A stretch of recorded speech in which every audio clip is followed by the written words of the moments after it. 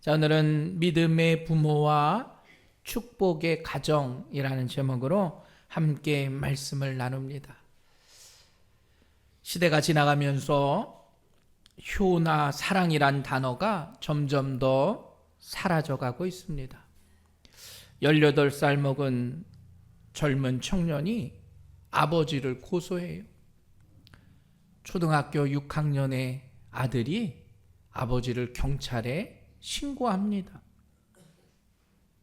80세가 넘은 할머니가 남편하고 이혼하기 위해 소송을 걸어서 결국은 한 가정이 깨어지는 시대. 오늘은 어버이 주일입니다. 우리를 낳으시고 길러주신 부모님의 그 은혜와 사랑을 다시 한번 기억하며 감사하는 주일. 또 우리에게 주신 자녀들에 대한 모습을 바라보며 감사할 수 있는 그러한 어버이 주일이 되길 주님의 이름으로 간절히 축원합니다. 우리는 자녀를 믿음으로 양육해야 할 책임이 있습니다. 또 부모님을 잘 섬기고 효도해야 될 책임도 있는 겁니다. 그런데 놀랍게도 성경에서는 그렇게 자녀들을 믿음 안에 양육하고 부모에게 효도하는 자에게는 복의 비결을 허락해 주셨음을 우리는 깨닫습니다. 여러분, 부모에게 효도하는 복된 믿음의 성도들 되시길 간절히 축원합니다. 도종환님의 사람은 누구나 꽃이다라는 산문집에 보면 사람은 누구나 꽃이라고 말합니다. 많은 사람들은 장미를 꽃의 최고라 말하죠. 그렇다고 우리들 모두가 다 장미가 될 필요는 없다는 겁니다. 코스모스는 코스모스대로의 아름다움이 있고, 국화는 국화만의 향기가 있고, 채송화는 키가 작아도 예쁨이 있고, 또 금방 폈다가 사라지는 벚꽃도 나름대로의 아름다움이 다 있다는 것이죠. 여러분, 아침에 돋는 햇빛만 아름답습니까? 아닙니다. 저녁에 지는 황혼도 무척 아름다운 거예요. 계절이 봄, 여름, 가을의 계절이 있지만 봄은 봄대로 새로운 꽃들이 피어나고요. 여름에는 녹음이 우거지고 열매가 커져가고, 가을에는 그 열매의 결실을 맺고, 또 겨울에는 한 해를 갈무리하며 눈 쌓인 모습을 보게 되는 겁니다. 인생도 실은 이와 같다는 거예요. 우리의 삶이 하나님이 주신 선물이라면 인생의 여정의 길 그때그때의 기쁨과 아름다움이 있다는 거죠. 어린이는 어린이대로의, 청년은 청년대로의, 장년은 장년대로의, 노년은 노년대로의 행복이 있고 아름다움이 있다는 것입니다. 여러분, 오늘은 과연 우리가 어떻게 노년에 아름답게 살 수 있을까? 우리가 어떻게 아름답게 늙어갈 수 있을까? 멋진 늙음을 어떻게 준비하며 살아갈까? 점점 우리의 삶이 나아지면서 마치 녹 익어가는 열매처럼 항상 우리가 그렇게 인생의 길 가운데 아름답게 나이 들어갈 수 있는 우리 성도들 되시길 바랍니다. 시편 92편 14절에 보면 그는 늙어도 여전히 결실하며 진액이 풍족하고 빛이 청청하니 라고 말해요. 나이가 들었는데 여전히 결실하고 진액이 풍족하다. 그만큼 우리 안에 진국 같은 모습이 있고 빛이 청청하다 말하고 있어요. 넓은 마음을 가지고 때로는 우리 안에 잘못된 아집이나 고집은 벗어버리고 남을 이해하며 배려하며 살아갈 수 있는 우리 믿음의 성도들 되시길 주님의 이름으로 간절히 축원합니다. 어느 수도사가 이러한 기도문을 지었어요. 노년의 아름다움을 위한 기도. 저로 하여금 말 많은 늙은이가 되지 않게 하시고 특히 아무 때나 무엇에나 한마디 해야 한다고 나서는 치명적인 버릇에 걸리지 않게 하소서. 모든 사람을 바로잡고자 하는 열망으로부터 벗어나게 하소서. 저를 사려 깊으나 시무룩한 사람이 되지 않게 하시고 남에게 도움을 주되 참견하기를 좋아하는 그런 사람이 되지 않게 하소서. 끝없이 이 얘기 저 얘기 떠들지 않고 곧장 요점만 말할 수 있는 지혜를 주소서. 내 팔다리, 머리, 허리의 고통에 대해서는 아예 입을 막아 주소서. 내 신체의 고통은 해마다 늘어나고 그것들에 대해서 위로받고 싶은 마음은 나날이 커지고 있습니다. 다른 사람들의 아픔에 대한 이야기를 기꺼이 들어주고 인내심으로 참아줄 수 있는 믿음을 허락하여 주옵소서. 심술궂은 늙은이는 그저 마귀의 자랑거리가 될 뿐입니다.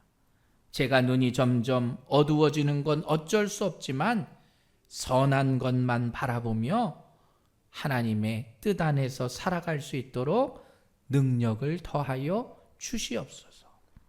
여러분, 지금은 노년의 시대라고 말합니다.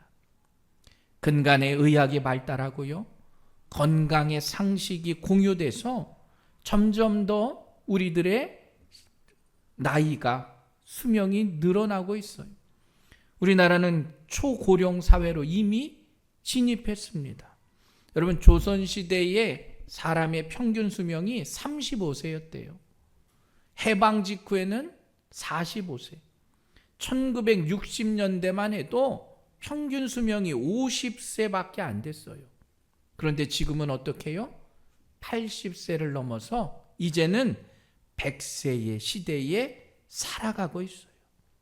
실은 어린아이들보다 시니어들이 아름다운 세대가 되어가고 있다는 거예요.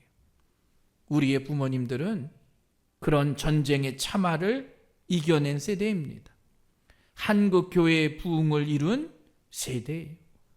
1차 산업, 2차 산업, 3차 산업사회를 이루고 결국은 요즘에 무슨 시대입니까? 챗GPT나 인공지능이나 무인 자동차가 다니는 그런 시대를 살아가는, 처음에는 굶어 죽을까 봐 걱정했던 시대였습니다. 그런데 요즘은 어르신들도 다 다이어트 하세요. 먹을 게 없어서 살았던 그 시대에 태어났지만 이제는 너무 많이 먹어서 다이어트를 하는 시대. 분단을 보고 분단 속에 태어나고 앞으로는 통일을 바라볼 세대. 이때 인류 역사상 어떻게 보면 가장 익사이팅한 삶을 살아왔던 세대가 우리 부모님의 세대고 지금의 시니어 세대예요. 고난의 세월을 지나왔던 우리 믿음의 부모님들, 믿음으로 모든 고난을 이겨내고 교회에서 빛나는 신앙의 길을 걸었던 우리 부모님들, 그런 부모님들을 축복하고 그런 부모님들이 계셨기에 우리도 지금 이 자리에 있음을 여러분 모두도 고백하시길 주님의 이름으로 간절히 축원합니다. 그래서 시편 92편 12절에 보면 의인은 종려나무같이 번성하며 레바논의 백향목같이 성장하리로다. 이는 여호와의 집에 심겼으며 우리 하나님의 뜰 안에서 번성하리로다. 그는 늙어도 여전히 결실하며 진액이 풍족하고 빛이 청청하니. 자, 의인은 특별히 나이든 의인이에요. 나이가 들어가는데 어떻게 해요? 종려나무처럼 번성하라라는 겁니다. 종려나무는 대추 야자나무예요. 늘씬하게 키가 뻗는 나무입니다. 뿌리가 깊이 박히고 물을 빨아들여서 그 대추 야자나무의 그 수액이 마시는 고급 음료입니다.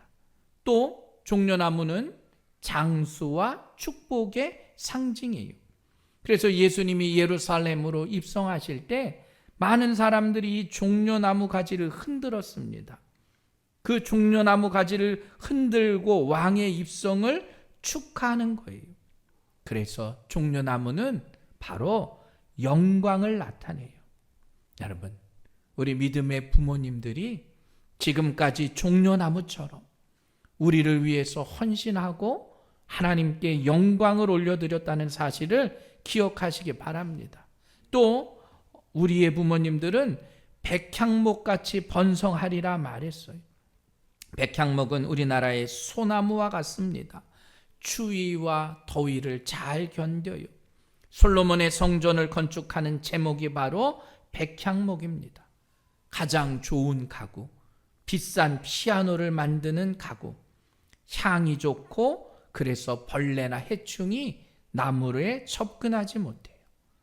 백향목은 모진 고난과 시련을 견뎌내고 꿋꿋이 선 나무가 바로 백향목이에요.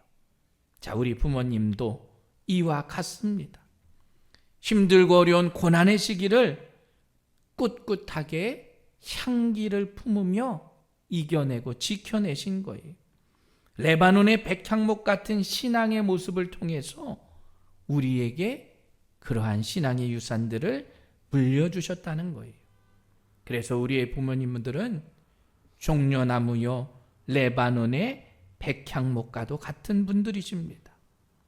그 어떠한 것으로도 흔들리지 않고 하나님께 쓰임받는 종려나무요 백향목과 같은 우리 믿음의 성도들이 되시길 주님의 이름으로 간절히 축원합니다. 여전히 늙어도 여전히 나이가 들어도 결실하며 진액이 풍족하고 빛이 청청한 우리 새생명교회 어르신들이 되시길 주님의 이름으로 간절히 부탁을 드립니다. 자, 오늘은 어버이 주일을 맞아서 우리 믿음의 부모와 축복의 가정이 되기 위해서 어떻게 우리의 신앙의 길을 다시 한번 나아갈까? 믿음의 부모에 대한 이야기가 오늘 본문의 말씀에 나와요. 바로 우리가 잘 아는 모세의 이야기입니다. 지금으로부터 3400년 전 애굽이 이스라엘 백성들을 노예로 부리고 있을 때예요. 노예 생활을 한 지가 벌써 400년이 지났습니다. 여러분, 그러니까 노예의 근성을 가지고 평생을 살아온 거예요. 몇 대가 지날 정도로 노예의 삶을 살았던 그들입니다. 그런데 하나님께서 그 이스라엘을 구원하기를 원하셨어요. 이스라엘을, 하나님의 백성들을 다시금 구원하기를 원하셨어요. 그래서 이스라엘 백성이 노예로 있었지만 점점 더 무리가 많아지고 번창하는 겁니다. 그래서 바로가 생각해 본 거예요. 야, 우리의 노예들이 저렇게 번성하고 번창하는데 만약에 대적들이 쳐들어와서 대적과 손을 잡으면 큰일 나겠구나. 그래서 바로 왕이 명령을 내리는 겁니다. 여자아이를 낳으면 살려주지만 남자아이를 낳으면 어떻게 해요? 다 죽여라. 나일강에 던져버려라. 출애굽기 1장 22절. 그러므로 바로가 그의 모든 백성에게 명령하여 이르되 아들이 태어나거든 너희는 그를 나일강에 던지고 딸이거든 살려두라 하였더라. 이스라엘 백성 가운데 남자아이가 태어나면 다 나일강에 던져 죽여야 하는 거예요. 바로의 명령입니다. 바로는 왕이기도 하고 신이기도 해요. 자, 절망적인 상황이에요. 그런데 그때 믿음의 부모, 모세의 부모는 이 아이가 태어났을 때 이 아이가 하나님이 주신 선물인 줄 알고 아이를 숨겨둬요. 자, 히브리서 11장 23절. 믿음으로 모세가 낳았을 때에 그 부모가 아름다운 아이임을 보고 석 달 동안 숨겨 왕의 명령을 무서워하지 아니하였으며, 왕의 명령을 무서워하지 아니하였다라고 하는 건 목숨을 걸었다는 거예요. 왕의 명령에 대해서 무서움이 없이 하나님의 뜻을 따르고 결정했다라는 겁니다. 여러분, 우리의 인생은 실은 선택과 결정입니다. 내가 어떠한 선택을 하느냐, 내가 어떠한 결정을 하느냐에 따라서 우리의 인생의 삶이 바뀌어요. 그런데 많은 사람들은 왕의 명령을 무서워한다는 거예요. 세상의 생각, 세상의 길로만 나아간다, 그걸 선택한다는 거죠. 자, 오늘 모세의 부모님은 왕의 명령을 무서워하지 않았습니다. 그들이 한 결정은 뭐냐? 하나님의 뜻을 결정한 거예요. 결국 여러분, 모세를 살렸기 때문에 모세가 장성하여 80이 되었을 때 이스라엘 민족을 애굽에서 구원합니다. 400년 동안 종살이하던 그들을 구원해내는 일을 감당했다는 거예요. 누구 때문에? 그 부모의 결정이 있었기 때문에. 우리의 결정도 이와 같습니다. 하나님이 기뻐하시는 결정과 선택, 하나님이 기뻐하시는 우리 믿음의 자녀들의 인생의 길. 여러분, 좋은 대학보다 중요한 건 하나님이 기뻐하시는 일이 무엇일까 하는 거예요. 우리가 좋은 직장을 다니고 내가 어떠한 사업을 할 때도 마찬가지입니다. 과연 하나님의 기쁨이 되는 그 일이 무엇일까? 하나님의 뜻이 무엇인지를 먼저 깨달을 수 있는 우리 믿음의 성도들 되시길 주님의 이름으로 간절히 축원합니다. 그러나 그 믿음의 길을 깨닫기 위해선 먼저 부모의 선택이 중요한 거예요. 부모의 신앙의 길이 중요한 겁니다. 여러분, 모세가 그걸 알았을까요? 아니에요. 모세는 부모의 선택이 있었기 때문에 그 길로 나아간 거예요. 여러분, 요나도 마찬가지죠. 하나님이 니느웨로 가서 복음을 전하라. 아니, 왜 하나님 이방 족속에게 복음을 전합니까? 저 가지 않겠습니다. 다시스로 가는 배를 탔다가 풍랑을 만나요. 죽음의 위험에 빠지게 돼요. 요나뿐만 아니라 함께 배에 탔던 사람들도 큰 폭풍으로 인해서 죽을 고비에 처하게 되는 거예요. 그때 요나가 깨닫습니다. 아, 이건 나에게 주시는 하나님의 징계구나. 벌을 받아야 될 사람은 나구나. 나를 바다에 던지라는 거예요. 그리고 요나는 물고기 뱃속에 갇히게 됩니다. 그때 깨달은 거죠. 나의 생각과 뜻이 아닌 하나님의 뜻을 선택하는 것. 여러분, 하나님이 기뻐하시는 뜻을 선택하는, 하나님께 영광을 올려드릴 수 있는 것을 결정할 수 있는 우리 믿음의 부모님들이 되시길 주님의 이름으로 간절히 축원합니다. 우리가 어떠한 말을 하고 또 어떠한 결정을 하고 우리 인생의 중요한 수많은 일들의 결정과 선택은 먼저 하나님의 뜻을 이루느냐 아니냐부터 시작하는 겁니다. 그러나 그 선택은 내 마음과 내 뜻이 아닌 뒷받침되어야 할 우리의 신앙의 자세가 있어요. 그게 바로 기도라는 거죠. 기도를 통해서 올바른 선택을 하고 올바른 결정을 하는 우리 새세명교회 성도들 되시길 간절히 축원합니다.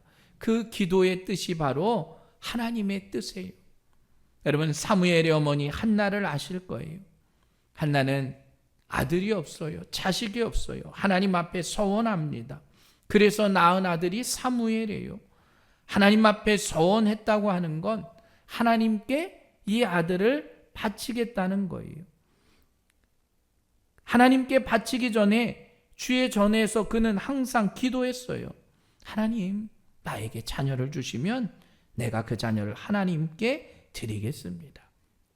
사무엘상 1장 11절에 보면 서원하여 이르되 만군의 여호와여, 만일 주의 여종의 고통을 돌보시고 나를 기억하사 주의 여종을 잊지 아니하시고 주의 여종에게 아들을 주시면 내가 그의 평생의 그를 여호와께 드리고 삭도를 그의 머리에 대지 아니하겠나이다.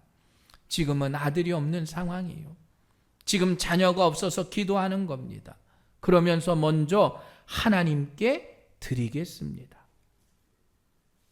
여러분, 자녀를 주셔도 하나님께 드려요. 근데 더 안 주시면 어떡해요? 놀랍게도 하나님은 그 기도를 들으시고 아들을 주세요. 그리고 그 아들을 한나는 하나님께 바칩니다. 사무엘상 1장 27절 이 아이를 위하여 내가 기도하였더니 내가 구하여 기도한 바를 여호와께서 내게 허락하신지라. 그러므로 나도 그를 여호와께 드리되 그의 평생을 여호와께 드리나이다 하고 그가 거기서 여호와께 경배하니라. 하나님께 소원 기도하고 응답받고 그 응답에 대한 것을 통해서 하나님께 온전히 모든 것을 드려요. 그리고 그 소원 기도, 그 믿음을 보시고 하나님은 한나에게 더 많은 자녀를 주세요. 자녀가 없던 한나, 그에게 아들 넷과 딸 둘을 낳는 여인이 되게 하셨다라는 거예요. 사무엘상 2장 21절 여호와께서 한나를 돌보시사 그로 하여금 임신하여 세 아들과 두 딸을 낳게 하셨고 아이 사무엘은 여호와 앞에서 자라니라.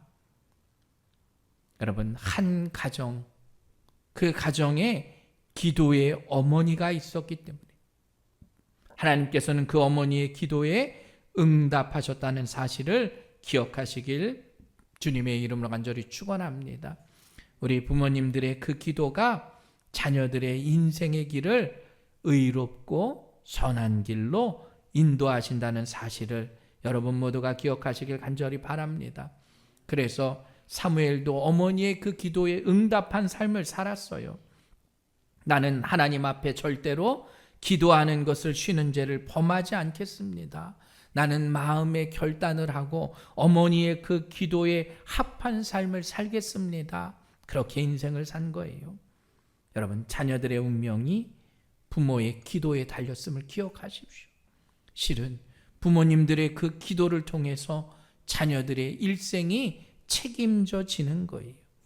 기도할 때마다 하나님께서 여러분의 기도를 들으시고 우리 믿음의 자녀들에게, 믿음의 후손들에게 복의 복을 더하여 주시기를 주님의 이름으로 간절히 축원합니다. 여러분, 바울의 동역자였던 디모데도 마찬가지예요. 외조모 로이스와 내 어머니 유니게에 속해서 거짓 없는 믿음을 가지고 디모데가 바울과 함께 사역을 감당했을 때 여러분, 바울의 동역자로서 귀한 목회자로서 하나님은 디모데를 세워주셨습니다.